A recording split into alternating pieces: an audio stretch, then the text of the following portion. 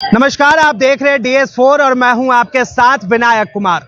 राहुल गांधी ने साफ तौर पे कहा है कि मैं माफी नहीं मांगूंगा, चाहे कुछ भी हो जाए। बीजेपी सिर्फ मुद्दे से भटकाना चाहती है।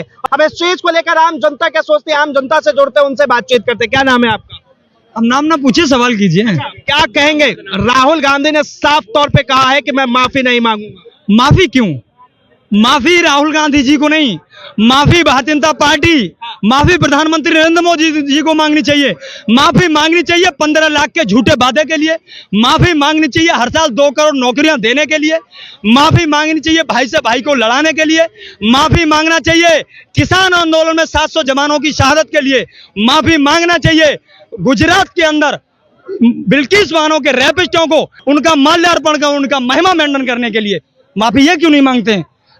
आप जाकर के कैलिफोर्निया, संघाई, दोहा, वहां जाकर के आप पिछली बार बयान दे देते हैं कि भारत तो सपेरों का देश है, भारत में पैदा होना तो अपराध है, तो उससे हमारे देश की छवि धूमिल नहीं होती। आप सिर्फ विपक्ष पर सवाल करते हैं, आप खुद कुछ नहीं करते। आपने क्या नहीं कहा? आपके एक नेता का बयान आता है कि राहुल गांधी जी की पर इनाम। अगर यही बयान विपक्ष के किसी नेता का होता तो आप उसको क्या बताते? भारत की मीडिया और जो सरकार मौजूद है उसको तालिबानी फरमान बताती, कहते हैं तेरा दादी जैसा हाल होगा। ये क्या है? ये धमकी है, और इन धमकी देने वालों के खिलाफ कोई कार्रवाई नहीं की जाती। आप सरकार में बैठे हैं तो आप ये सोच रहे हैं कि हम किसी को पैरों के नीचे रोन देंगे। आप देश के किसानों को रोन देंगे, आप महिला पहलवानों को रोन देंगे। देश का नौजवान जब पुलिस भर्ती का पेपर देने जाएगा तो उसको उम्मीदों को पैरों के नीचे रोन देंगे। नहीं, गमों की धूप में मुस्कुरा के चलना पड़ता है, और ये दुनिया है या चेहरा सजा के चलना पड़ता है। हमारा कद आपके कद से बहुत ऊंचा सही, मगर चढ़ाई पे सबको कमर झुका के चलना पड़ता है। चमन में रंगो व गुलू से बात बनती है, हम ही हम हैं तो क्या हम हैं, तुम ही तुम हो तो क्या तुम हो। सबको साथ लेकर चलना पड़ेगा। ये देश इसीलिए पहचाना जाता है, ये मुल्क, हमारा मुल्क देश का सबसे बड़ा लोकतांत्रिक देश है। ये इसलिए जाना जाता है कि अनेकता में एकता, कई जाति, कई मजहब, कई धर्म के लोग रहने के बाद यहाँ एकता है। लेकिन आप उस एकता को खत्म करने की बात करते हैं। आप कहते हैं राहुल गांधी ने सिखों के लिए गलत बयानबाजी की है। मैं तो कहता हूं किसी धर्म के खिलाफ गलत बयानबाजी नहीं होनी चाहिए। अभी कंगना रनौत, उसने बयान दिया था कि जो आंदोलन में आंदोलनकारी सिख बैठे हुए थे, जो बॉर्डरों पर बैठे हुए थे, वो वहां रेप कर रहे थे और वहां लाशें टांग रहे थे, वहां ड्रग्स का काम चल रहा था। तो आप बताइए, किस भारतीय जनता पार्टी के नेता ने कहा कि कंगना माफी मांगो, या कंगना का इस्तीफा क्यों नहीं मांगा जाता है? आपके नेता अगर ऐसी बयानबाजी करते हैं, आप उनको संरक्षण देते हो, और ये लगातार चला आ रहा है। आप देखिए, भारतीय जनता पार्टी का विधायक उन्नाव के अंदर, उसको भारतीय जनता पार्टी के बैनर के नीचे समर्थन दिया जाता है। क्यों?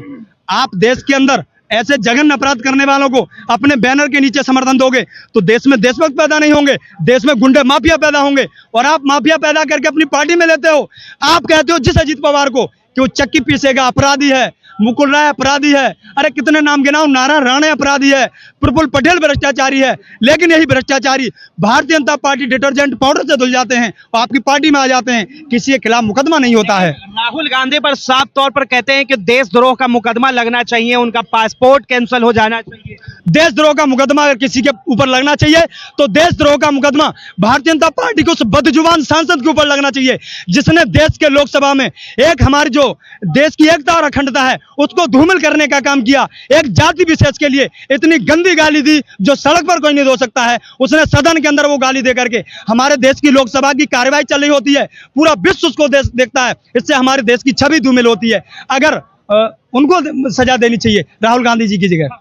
लेकिन साफ तौर पर राहुल गांधी जब विदेश जाते हैं तो चीन की अगर तारीफ करेंगे तो भारत में तो विरोध होगा।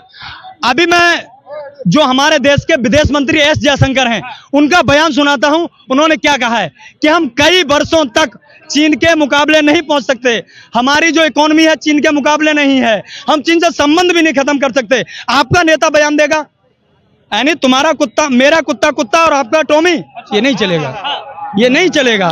ये एक देश है, आप एक देश एक कानून, one nation one rules, one nation one election नहीं, देश मांग करता है one nation one rules, one nation one education. अगर एक 5 किलो राशन वाला बच्चा अगर सरकारी विद्यालय में पढ़ेगा तो सांसद का बेटा भी सरकारी विद्यालय में पढ़ेगा, ताकि उसको पता चले गरीब के टैक्स का रुपया जाता है वो सही जगह जाता है कि नहीं जाता। क्या लग रहा है ऐसे में भारतीय जनता पार्टी क्या कांग्रेस का हवा बिगाड़ रही है हरियाणा के अंदर? भारतीय जनता पार्टी की वहां खुद हवा बिगड़ी हुई है। अगर हवा बिगड़ी नहीं होती तो आप मुझे बताइए, प्रधानमंत्री जी, योगी आदित्यनाथ जी, सब लोगों को वहां बुलाया जा रहा है, क्यों बुलाया जा रहा है? क्या है फेस, क्या है आपका? हरियाणा के अंदर आप एक बेटी से घबरा गए, और उस बेटी से उस बेटी ने हरियाणा के भाजपा नेताओं को नहीं घबराया है, उसने विदेशी लोगोों को घबरा करके देश को गोल्ड मेडल जिताए हैं। वो तो बड़ी साहसी बेटी है, उस बेटी से पार जाने वाली नहीं है ये। भाजपा का सफाया होने वाला है। कहेंगे, साफ तौर पे कहा जा रहा है कि राहुल गांधी देश के सिखों से माफी मांगो। क्या राहुल गांधी को माफी मांगना चाहिए या फिर ये राजनीतिकरण? ये सिर्फ चुनाव के लिए राजनीतिकरण किया जा रहा है। मैं तो कह रहा हूं, किसने कहा कंगना रनौत से कि देश के सिखों से माफी मांगो? देश के किसानों से। ये जितने लोग यहाँ खड़े हुए हैं, मैं जानता हूं इनमें 90% लोग ऐसे होंगे जो किसानी पर आधारित होंगे, और नहीं भी होंगे तो ये हमारा मुल्क कृषि प्रधान देश है, ना कि कुर्सी प्रधान। कृषि प्रधान देश में जो किसान है उसके लिए इस तरह की अभद्र टिप्पणी करना क्या जायज है? आपको सदस्यता लेनी चाहिए उसकी। और वो महिला सांसद वो कहती हैं कि आजादी 2014 में मिली है, उससे पहले तो भीख में मिली थी। तो ये हमारे देश के स्वतंत्रता संग्राम सेनानी, जो बिना जाति, बिना धर्म, बिना मजहब के देखे हुए देश के पेड़ों पर फांसी पर लटका दिए गए, उनकी कुर्बानी को शर्मसार करने का काम करती है भारतीय जनता पार्टी। उनसे माफी क्यों नहीं मंगवाई जाती? आप उनसे माफी इसलिए नहीं मंगवाएंगे कि उन्होंने एक चोला पहन रखा है। वो चोला ऐसा चोला है, कुछ चोले कोड़ने वाला चाहे कितना ही बड़ा भ्रष्टाचारी है, लेकिन वही देशभक्त है। नहीं, देश में रहने वाला हर व्यक्ति देशभक्त है, जो देश से मोहब्बत करता है। और जाति धर्म की बात जो आप कर रहे हैं, जाति मजहब धर्म की बात आपने सिखों वाली की, कई लोग मुसलमान वाली बात करते हैं। नहीं, मैं तो साफ कहता हूं कि अगर कोई आपने जो है भ्रष्टाचार का जिक्र किया, साफ तौर पर नरेंद्र मोदी कहते हैं कि इस देश को 3 खानदानों ने बर्बाद कर दिया, उसको लेकर क्या कहेंगे?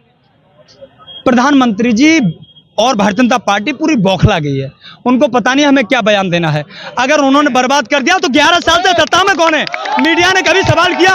जो लोग 11 साल से देश में सरकार चला रहे हैं, उनसे सवाल क्यों नहीं किया? अरे जो लोग कहते हैं कि 60-70 साल में कांग्रेस ने बर्बाद कर दिया, 70 साल का बात करने वाले 7 साल तक अपना बनाया हुआ नोट नहीं चला सके। वो 70 साल का जवाब मांगते हैं। 7 साल अपना बनाया हुआ नोट नहीं चला सके। नया संसद भवन बना, राम मंदिर बना, आप कह रहे काम नहीं। अमीरों के लिए नया अंजुमन तामीर करता है और जमीन बेचकर गगन तामीर करता है। अमीरों के लिए नया अंजुमन तामीर करता है, जमीन बेचकर गगन तामीर करता है।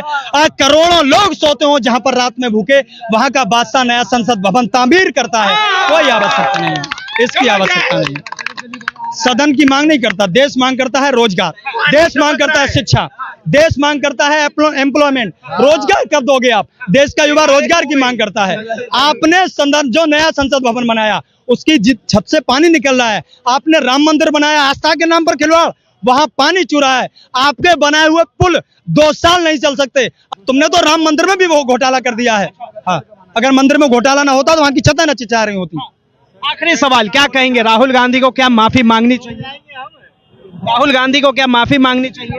ये देखो, बिल्कुल राहुल गांधी जी, अगर सिख समाज ये कहता है, भारतीय जनता पार्टी नहीं कहना चाहिए।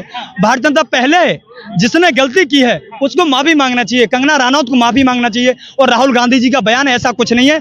अगर कोई किसान आंदोलन में बैठता है उसको खालिस्तानी कह देते हो, कोई CNRC के आंदोलन में बैठता है उसको पाकिस्तानी कह देते हो, कोई अपने अधिकारों की अगर छात्र लड़ाई लड़ता है उसको टुकड़े टुकड़े गैंग कह देते हो, आंदोलन जीवी कह देते हो। अरे प्रधानमंत्री जी, ये देश आंदोलन से आजाद हुआ है, ना कि जुमलेबाजी से आजाद हुआ है। और जो देश आंदोलन से आजाद हुआ है वह आंदोलन जीवी ही पैदा होंगे, जुमला जीवी पैदा नहीं होगा। हरियाणा में क्या होने वाला है? हरियाणा के अंदर क्या लग रहा है? हरियाणा के अंदर भारतीय जनता पार्टी का बंटाधार हो गया है।